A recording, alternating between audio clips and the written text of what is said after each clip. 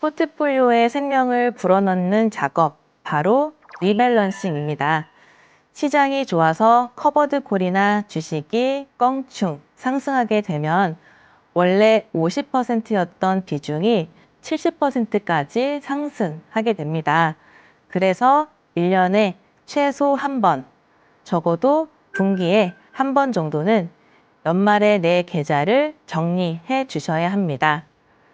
많이 올라 비싸진 자산은 팔아서 이익을 챙기고 그 돈으로 비중이 부족해진 안전자산이나 성장자산을 세워 넣는 겁니다. 이렇게 다시 30대 20, 50 비율로 맞춰주는 것이 리밸런싱입니다. 리밸런싱은 시장을 맞히는 작업이 아니라 내 포트폴리오의 위험을 원래 자리로 되돌리는 작업이라고 할 수 있습니다. 2부의 실전 노하우 딱 5가지만 메모하세요. 첫째, 수령 방식은 반드시 금액 인출과 수시 인출로 하십시오. 둘째, 연금 지급일은 넉넉하게 매월 25일로 설정하십시오. 셋째, 연간 인출액은 세금 방어를 위해 1,500만 원 이하를 사수하십시오. 넷째, 안전자산 30, 성장자산 20, 보배당 주의 50% 황금 비율을 뼈대로 삼으십시오. 다섯 번째, 매년 연말에 달력을 동그라미 치시고 꼭 리밸런싱 하십시오. 이 5가지가 여러분의 연금 시스템을 자동화시켜 줄 겁니다. 연금을 빼쓰는 시니어 여러분께 가장 든든한 최종 병기는 무엇일까요? 역설적이게도 가장 따분해 보이는 예수금과 금령 ETF입니다. 전체 자산 중 최소 6개월에서 1년치의 생활비를 현금성 쿠션으로 만들어 두십시오. 이 현금 쿠션만 빵빵하게 준비되어 있다면 주식 반토막 뉴스가 나와도 어차피 내 1년치 생활비는 저기 안전하게 금리형 현금성 자산으로 확보되어 있어 라면서 마음 편히 숙면을 취하실 수 있습니다. 이것이 시니어 여러분들의 연금 안전벨트가 되어 드릴 것입니다. 아는 만큼 지킬 수 있습니다. 오늘 배운 마르지 않는 연금 지갑의 핵심 3가지를 기억하십시오.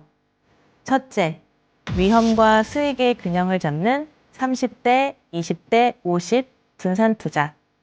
둘째, 세금 폭탄을 막아내는 연금 수령 한도 1,500만 원 사수. 셋째, 폭락장에도 끄떡없는 1년치 생활비 예수금 확보입니다. 마르지 않는 연금 시스템으로 여러분의 평안한 노후를 진심으로 응원합니다. 설레는 은퇴를 만듭니다. 안녕하십니까? 은퇴 설계 전문가 김도연입니다. 이번 시간에는 은퇴 이후의 건보료에 대해서 좀 말씀드리려고 합니다. 흔히들 은퇴 이후에는 매달 들어오던 월급이 끊깁니다. 대신 우리가 모아둔 금융소득과 연금을 인출해서 생활하셔야 되죠. 그런데 이 소득을 어떻게 관리하느냐에 따라서 부부의 실제 생활비가 천차만별로 달라질 수 있습니다. 오늘 강의는 소중한 내 은퇴 자산을 갉아먹는 2가지 위협, 이것을 방어하는 전략에서 출발합니다. 첫 번째 위협은 바로 건보료 폭탄입니다. 퇴직 이후에 이자와 배당 소득이 일정 기준을 넘기는 순간 생각하지도 못한 건보료 고지서가 집에 날아오게 됩니다. 두 번째 위협은 연금 조기 고갈입니다. 연금을 개시한 뒤에 아무런 계획 없이 빼서 쓰기만 하시게 되면 노후 중반에 원금이 바닥나는 끔찍한 결과를 부를 수 있습니다. 그래서 오늘 강의는 은퇴 자산을 철벽 방어하기 위해 3가지 파트로 준비했는데요. 1부에서는 건보료를 획기적으로 줄여드리는 절세계좌 선택법을 알아보겠습니다. 2부에서는 연금을 개시하기 전에 반드시 점검해야 할 5가지 필수 체크리스트를 짚어드립니다. 마지막 3부에서는 하락장이 와도 내 생활비는 끄떡없는 마르지 않는 연금 인출 포트폴리오 비법을 공개하겠습니다. 자, 1부 건보료 방어 전략입니다. 직장에 다닐 때는 회사와 내가 건보료를 절반씩 각각 나누어 냈기 때문에 크게 체감이 안 되셨을 것 같아요. 근데 은퇴 이후에는 지역가입자가 되시면서 상황이 많이 달라지게 됩니다. 소득과 재산을 기준으로 건보료가 깐깐하게 산정되기 때문에 내가 받는 배당금이나 이자가 아주 민감하게 모두 작용하게 됩니다. 그 핵심 기준점이 바로 금융소득 1천만 원입니다. 화면에 숫자를 한번 보실까요? 만약 1년 동안 내가 받은 이자와 배당소득이 총 999만 원이라면 건보료 산정에 단 한 푼도 포함되지 않습니다. 다행이죠? 그런데 여기에서 단 2만 원이 더 붙어서 1,001만 원이 되면 어떻게 될까요? 초과한 2만 원만 반영되는 게 아닙니다. 1,001만 원 전체가 건보료 산정 소득으로 몽땅 합산되어 버립니다. 물론 은퇴자에게 배당을 많이 받는 건 기분 좋은 일이지만 이 1천만 원이라는 선을 넘지 않도록 관리하는 것이 건보료 절세의 첫 단추입니다. 직장 가입자 경우에는 조금 다릅니다. 직장 가입자는 월급 이외의 소득, 즉 보수 외 소득이 연간 2천만 원을 넘기게 되면 그 초과분에 대해서 추가 건보료가 붙게 됩니다. 예를 들어서 연간 2,500만 원을 받게 됐다. 그러면 초과한 500만 원에 대해서만 약 8%를 추가 본인이 부담하시면 되는 겁니다. 근데 직장인에게도 금융소득 1천만 원 기준은 매우 중요합니다. 이자 배당 소득이 연 1천만 원을 넘기면 그 전체 금액이 보수외 소득으로 고스란히 얹어지게 되는 겁니다. 이로 인해서 다른 보수외 소득, 예컨대 사업을 하고 계시거나 아니면 부동산 임대소득으로 월세를 받고 계신다. 그러면 그런 기타 소득과 합산이 돼서 2천만 원 기준선을 초과하기가 훨씬 쉬워집니다. 은퇴 이후의 지역가입자 경우에는 금융소득 1천만 원을 넘는 순간 그 전체 금액이 건보료 산정 소득으로 반영될 수 있습니다. 그래서 은퇴자에게는 이자와 배당 소득 1천만 원 관리가 정말 매우 중요합니다. 우리가 배당을 받을 때 이미 15.4%의 배당 소득세를 내게 된 겁니다. 그런데 금융소득이 건보료 산정할 때 반영이 되면 건보료와 장기요양보험료까지 추가로 부담할 수 있습니다. 현재 기준으로는 이 부담이 대략 8% 안팎인데요. 결국에 배당을 받게 되면 배당소득세 15.4%에 배당이 1,000만 원을 넘겼다. 그러면 건보료 8% 부담까지 더하면 체감 부담은 23%대까지 올라갈 수 있다는 겁니다. 그래서 은퇴자에게는 배당을 많이 받는 것도 매우 중요하지만 어느 계좌에서 받느냐가 더욱 중요합니다. 그럼 국민연금이나 개인연금도 다 포함이 될까요? 정답은 아닙니다. 건보료는 소득 종류마다 부과하는 비율이 다른데요. 국민연금과 같은 공적연금은 절반인 50%만 반영이 됩니다. 그리고 우리가 열심히 모은 연금저축이나 IRP 같은 사적연금은 건보료 산정 시 아예 100% 제외입니다. 그러니 가장 조심해야 할 것은 이자와 배당소득입니다. 여러분, 오늘 강의에서 가장 중요한 장표입니다. 집중해서 화면을 봐주세요. 화면에 표가 복잡하게 있죠. 다 외우실 필요는 없습니다. 제가 아주 쉽게 딱 짚어드리겠습니다. 첫 번째, 코덱스 200 같은 국내 주식형 ETF입니다. 이 상품은 우리가 사고 팔아서 남긴 매매 차익에 세금이 전혀 붙지 않습니다. 비과세입니다. 코스피 200처럼 우리나라 대표 시장 지수나 특정 섹터를 추종하는 일방적인 성장 중심의 국내 주식형 ETF는 기본적으로 지급되는 분배금의 절대적인 규모가 그리 크지 않죠. 따라서 분배금의 15.4%의 세금이 매겨지더라도 실제 과세되는 금액 자체가 미미하기 때문입니다. 두 번째는 국내 주식형 커버드콜 ETF입니다. 국내 주식형 커버드콜 ETF의 과세 구조는 크게 매매 차익, 주식 분배금, 옵션 프리미엄 이익 세 가지로 나누어 이해하시면 가장 쉽습니다. 원칙적으로는 매매 차익에 배당 소득세가 과세되는 구조이긴 하지만 실질적으로는 거의 과세되지 않습니다. 이유는 실제 세금을 계산할 때는 매매 차익과 과표 증분 중 더 작은 값의 15.4%를 부과하게 되어 있습니다. 실제로 계산해 보면 과표 증분이 거의 늘어나지 않기 때문에 실질적으로 매매 차익에 대한 세금은 거의 발생하지 않는 구조를 가집니다.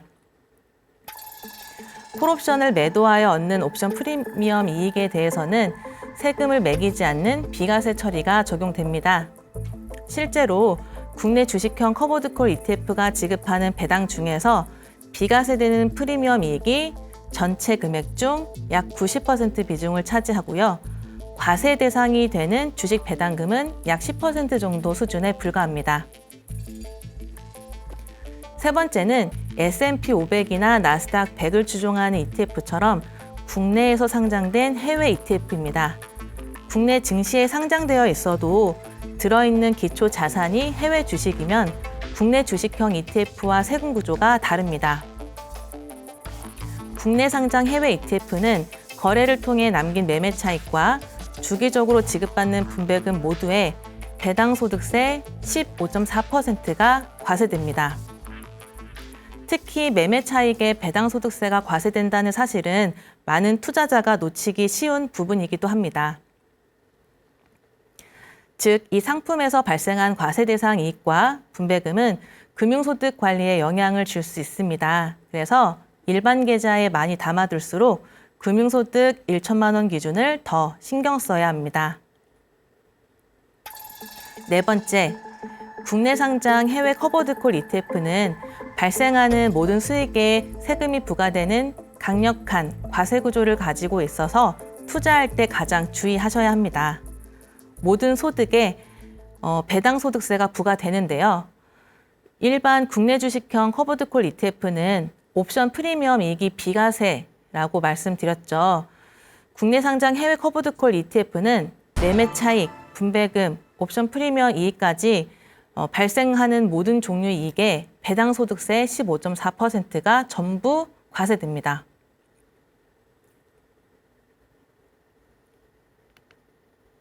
자, 복잡한 세금 딱 이것만 기억하십시오.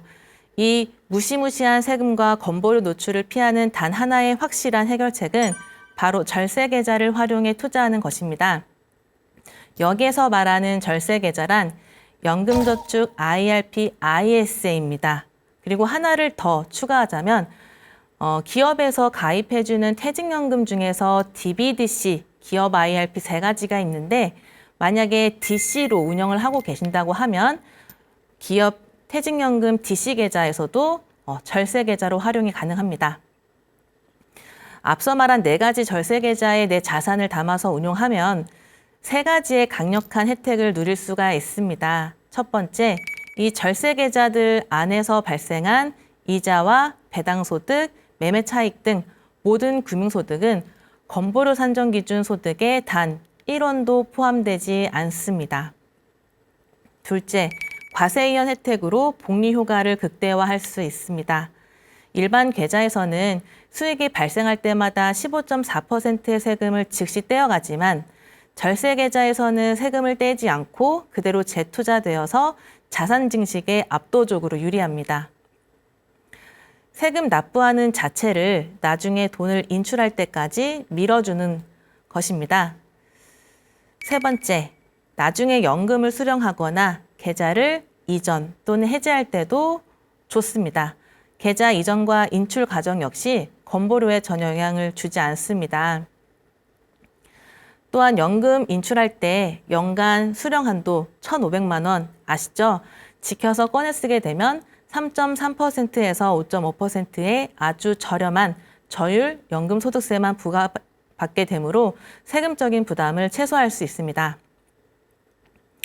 최종 절세 공식을 말씀드리겠습니다. 세금 부담이 없는 국내 주식형 지수 ETF는 일반 계좌에서 거래하셔도 안전합니다. 하지만 세금이 100% 과세되어 건보료 폭탄을 유발하기 쉬운 해외형 ETF, 고배당 ETF, 해외 커버드콜 ETF는 무조건 반드시 절세 계좌 안에서 매수하고 운용하십시오. 시니어들의 커버드콜 ETF 관심도가 뜨겁습니다. 커버드콜 ETF의 분배금 구조는 9대1 비율로 커버드콜 ETF에서 매월 우리 통장에 꽂히는 100%는 사실 성격이 다른 두 가지의 돈이 합쳐진 겁니다. 그 비율이 대략 9대1인데요.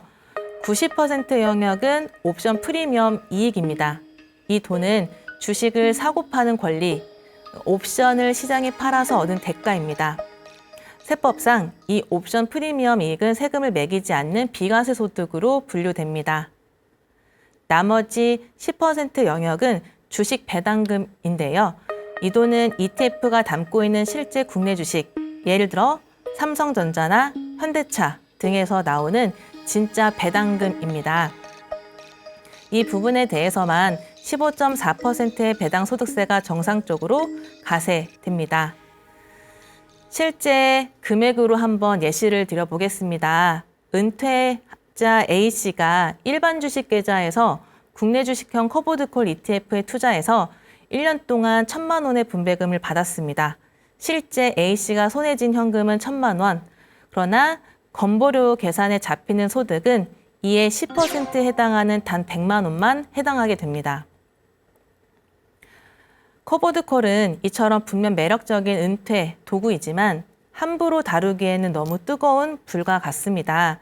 이 위험을 완벽하게 통제하고 장점만 누리기 위해서는 해당 상품의 구조를 잘 이해하고 포트폴리오 구성을 잘 하셔야 합니다.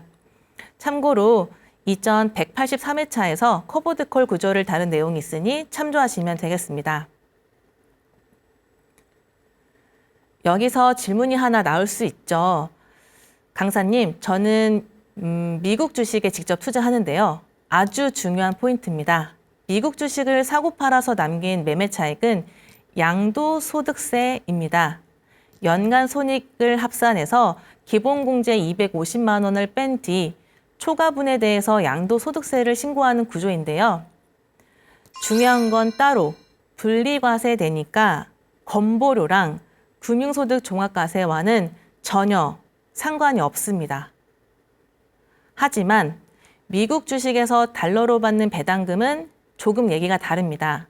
이 달러 배당금은 우리나라 이자 배당 소득과 똑같이 합산되어서 연 2천만 원을 넘게 되면 금융소득 종합과세가 됩니다. 미국 주식이나 미국 상장 ETF에 직접 투자해서 받는 배당금은 한미 조세 조약에 따라 보통 미국에서 15%가 먼저 원천 징수됩니다. 미국에서 이미 국내 배당 소득세 기준인 14%보다 많이 냈기 때문에 국내에서 추가 원천 징수는 하지 않습니다. 다만 금융소득 종합과세 대상이 되면 세전 배당금이 종합소득에 합산될 수 있고 미국에서 낸 15%는 외국 납부 세액공제로 조정합니다. 자, 그렇다면 이 무서운 건보료 폭탄을 완벽하게 피해갈 수 있는 진짜 해결책은 무엇일까요? 조금 전에 말씀드린 것처럼 세금과 건보료를 막아주는 가장 든든한 방패막이 절세 계좌라는 안전한 금고를 활용하는 것입니다. 우리가 은퇴 준비를 하면서 꼭 활용해야 할 대표적인 절세 계좌는 제가 4가지 말씀드렸지만 3가지에 대해서 자세하게 말씀드리겠습니다. 첫 번째는 연금저축입니다. 이 계좌는 누구나 비교적 쉽게 가입할 수 있다는 것이 가장 큰 장점인데요. 매년 일정 한도 내에서 연말정산할 때 세액공제 혜택을 쏠쏠하게 받을 수 있습니다. 납입은 1,800만 원까지 할 수 있지만 이 중에서 600만 원까지만 세액공제를 받을 수가 있습니다. 그리고 나중에 55세 이후가 되면 안정적으로 연금을 수령하는 용도로도 연결이 됩니다. 두 번째는 IRP, 즉 개인형 퇴직연금입니다. 회사를 다니고 있는 근로소득자나 자영업자분들이 주로 가입하시고 나중에 퇴직금을 이체받아서 굴리는 계좌이기도 하죠. 앞서 말씀드린 연금저축과 하나로 묶어서 세액공제 한도 연간 900만 원을 최대한으로 활용할 수 있는 아주 유용한 주머니입니다. 세 번째는 ISA, 개인 종합자산관리 계좌입니다. 대한민국 만 19세 이상이라면 누구나 활용할 수 있는 계좌인데요. 일정 금액까지 세금을 안 매기는 비과세 한도 혜택과 초과분에 대해서도 세금을 깎아주는 분리과세 혜택이 있어서 은퇴 전후 중기자금을 운용하기에도 최고의 무기입니다. 아시겠지만 앞으로도 ISA는 좀 더 국가에서 혜택을 더 많이 드린다라고 알고 있고요. 현재로서는 일반형은 200만 원, 그리고 우대형은 400만 원까지 비과세이고 그 금액을 초과하는 금액에 대해서도 9.9%의 분리과세 혜택을 주고 있습니다. 그렇기 때문에 세테크 측면에서도 굉장히 좋은 계좌라고 할 수 있습니다. 앞서 상품들은 운용하는 과정뿐 아니라 나중에 계좌를 해지하거나 다른 곳으로 이전하고 인출하는 과정에서도 마찬가지로 건보료에 전혀 영향을 주지 않습니다. 그러니까 이 든든한 절세 계좌들을 놔두고 일반, 주식, 위탁 계좌에서 세금을 많이 나오는 상품을 투자한다는 건 너무나 안타까운 일이 될 겁니다. 다시 한번 강조합니다. 매달 분배금이 많이 나와서 세금 노출도가 높은 고배당주, 해외형 ETF, 그리고 커버드콜 상품들은 무조건 오늘 말씀드린 절세계좌 주머니 안에서 최우선으로 배치하십시오. 이게 내 노후 자금을 완벽하게 지키는 공식입니다. 일부 핵심은 계좌 분리였습니다. 매매 차익 과세 부담이 낮은 주식형 ETF는 일반 계좌에서도 비교적 관리가 쉽습니다. 반대로 해외형 ETF, 고배당 ETF, 커버드콜 ETF처럼 분배금이 크거나 과세 대상이 금융소득으로 많이 발생할 수 있는 상품은 연금저축, IRP, ISA 같은 절세계좌를 우선 검토하셔야 합니다. 같은 ETF라도 어느 계좌에 담느냐에 따라서 세금과 건보료 부담이 달라질 수 있습니다. 은퇴 이후에는 무엇을 사느냐만큼 어느 주머니에 담느냐가 중요합니다. 이제 관점을 바꿔서 2부로 넘어갑니다. 내 주머니를 든든하게 세팅했다면 이제 연금을 본격적으로 개시할 준비를 하셔야겠죠. 내 연금을 100% 빈틈없이 활용하기 위해서 연금 개시하기 전에 반드시 점검해야 할 5가지 필수 체크리스트를 짚어보겠습니다. 첫 번째, 내 연금 족보를 만드는 겁니다. 우리 시니어분들 연금 상품을 여러 개 들고 계실 텐데요. 정확히 언제부터 얼마가 나오는지는 잘 모르십니다.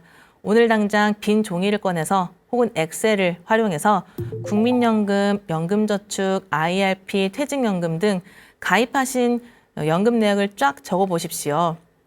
가입일자, 상품 이름, 평가 금액, 수령 시기를 부부 합산으로 적어보면 퇴직 이후 국민연금이 나오기 전까지 이 소득 공백기, 은퇴 크레바스라고 하죠. 이런 것들을 어떻게 버틸지 전략이 보이기 시작할 겁니다. 두 번째, 흩어진 계좌 다이어트입니다. A증권사, B은행, C보험사, 계좌가 5, 6개씩 되면은 인출할 때 머리가 너무 아픕니다. 수수료도 이중으로 나가게 되죠. 연금 개시하시기 전에 연금 이전 제도를 활용해서 성격이 같은 계좌는 한두 개로 싹 통합하십시오. 계좌가 많다는 건 내가 관리해야 할 골칫거리가 많다는 뜻입니다. 뭉쳐놔야 관리하시기가 쉬워집니다. 세 번째, 연금 인출의 가장 중요한 기준인 적정 은퇴 생활비 계산입니다. 연금에서 매달 얼마를 뺄지는 지출에 맞춰야 합니다. 숨만 쉬어도 나가는 주거비, 식비 같은 고정비, 경조사나 병원비처럼 들쭉날쭉한 변동비, 그리고 여행이나 손주 용돈 같은 여가비로 명확히 나누어 보십시오. 이 계산이 끝나야 한 달에 우리 부부는 250만 원이 꼭 필요하구나 라는 목표가 생깁니다. 그럼 이 250만 원을 어디에서 조달할까요? 부부 합산 시나리오를 한번 보겠습니다. 부부가 각각 국민연금을 125만 원씩 받는다면 딱 250만 원이 되니까 공적연금만으로도 기초생활이 준비가 되게 됩니다. 제일 좋은 베스트 케이스죠. 하지만 현실은 한 분만 가입이 되었거나 수령액이 부족한 경우가 태반일 겁니다. 이 부족한 생활비 공백을 우리가 미리 준비한 사적연금, 즉 IRP와 연금저축 또는 퇴직연금에서 메우는 겁니다. 네 번째는 안 내도 될 세금을 줄이는 비법입니다. 우리의 연금계좌 안에는 4가지 성격의 다른 돈들이 뒤섞여 있는데요. 첫 번째는 세액공제를 받지 않고 넣은 순수 원금, 두 번째는 퇴직금이 넘어온 이연퇴직소득, 세 번째는 세액공제를 받은 원금, 네 번째는 계좌 안에서 불어난 운용수익입니다.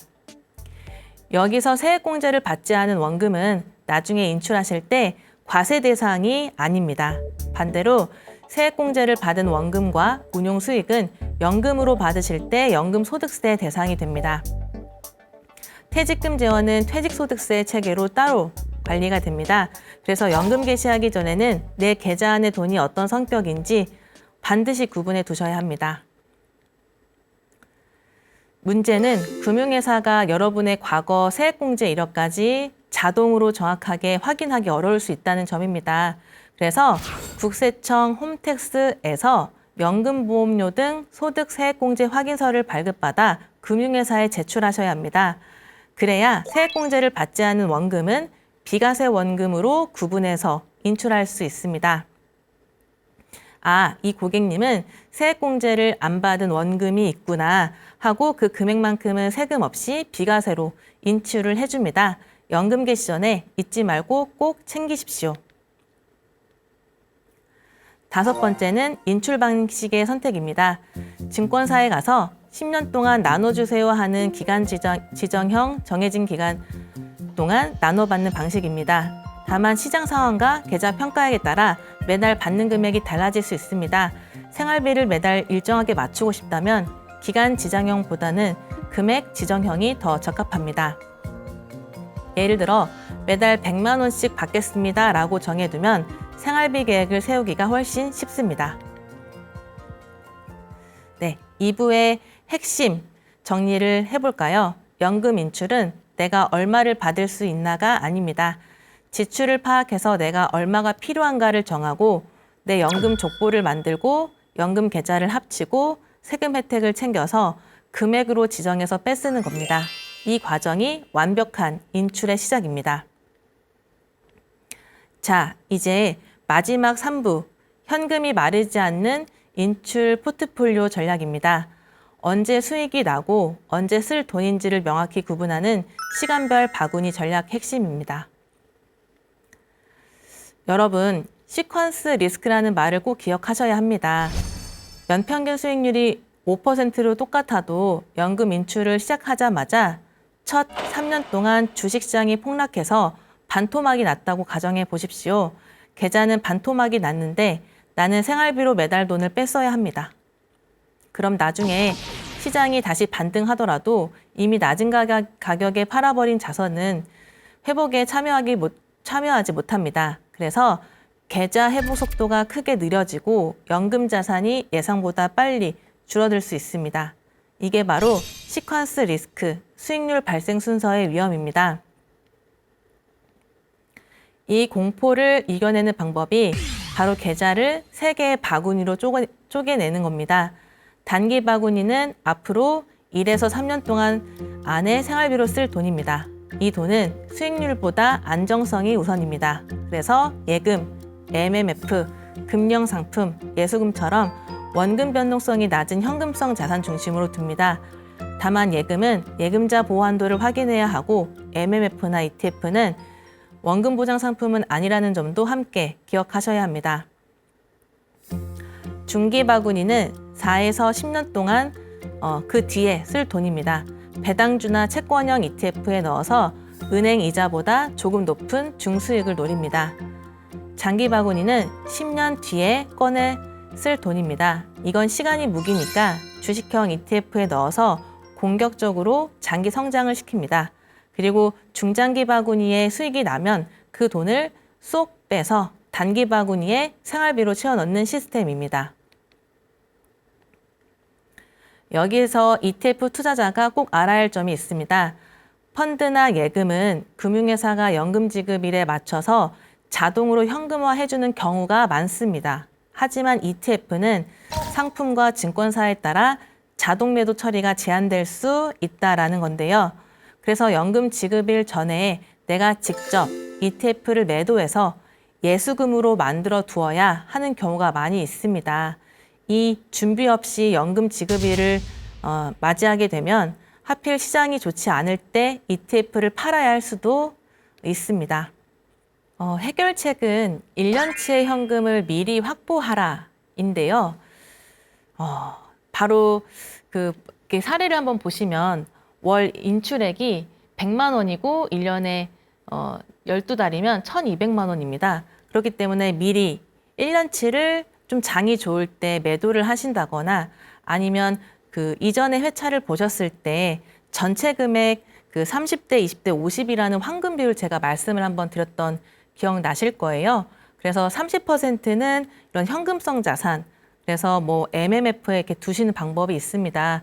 그렇기 때문에 미리 내가 연초에 내가 필요한 100만 원이라고 하면 1,200만 원을 만들기 위해서는 내가 현금성 자산으로 두거나 그렇지 않으면은 ETF에서 들어오시는 분배금도 있습니다. 이거를 바로 사용하지 마시고 재투자하셔서 생활비 바구니에 차곡차곡 모아두시는 방법도 있습니다. 그러면 어떤 분들은 그 투자 성향에 따라서 내가 전체 금액의 30%를 이렇게 좀 수익률이 낮은 현금성 자산에 두는 게 좀 탐탁치 않다라고 하실 수도 있지만 이 현금으로 두는 거는 쉽게 말해 쿠션의 역할을 하는데 이거는 수익을 포기하는 돈이라고 생각하시면 안 되고요. 지금처럼 변동성이 큰데 이럴 경우에 내가 위험 자산을 즉 내 ETF를 억지로 팔지 않게 해주는 미리 내는 보험료라고 생각을 하시면 좀 마음이 편하실 것 같습니다. 마지막으로 지금 조금 이제 코스피 상황을 보시면서 아무래도 매일매일 매 시간 근무하시면서도 이렇게 주식창 보면서 스트레스 많이 받는 분들 계실 것 같아요.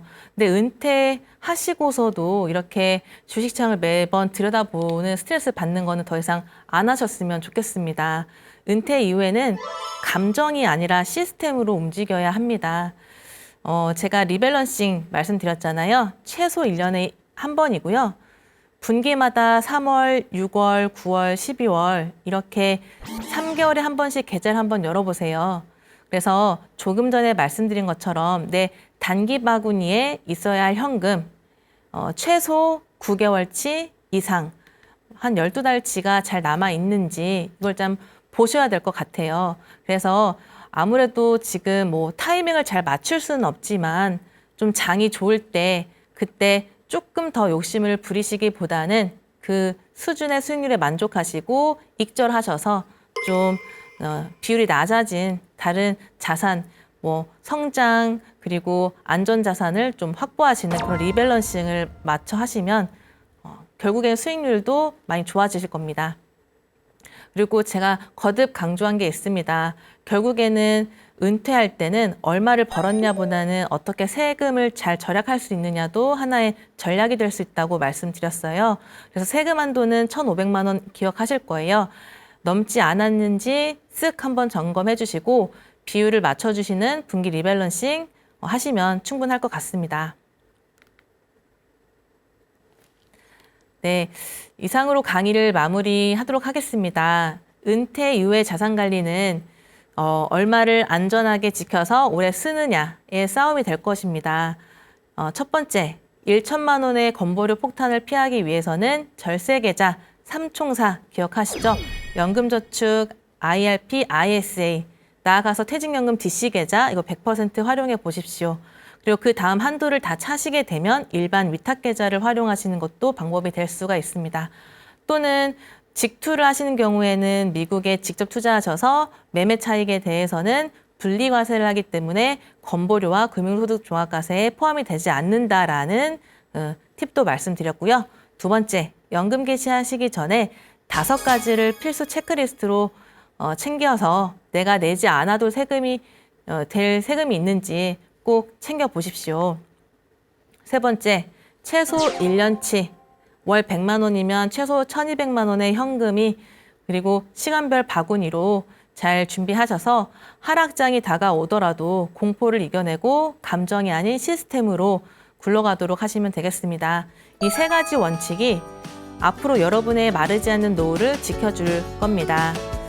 네, 이상으로 시니어TV 은퇴설계 노하우 강사 김도연이었습니다. 감사합니다.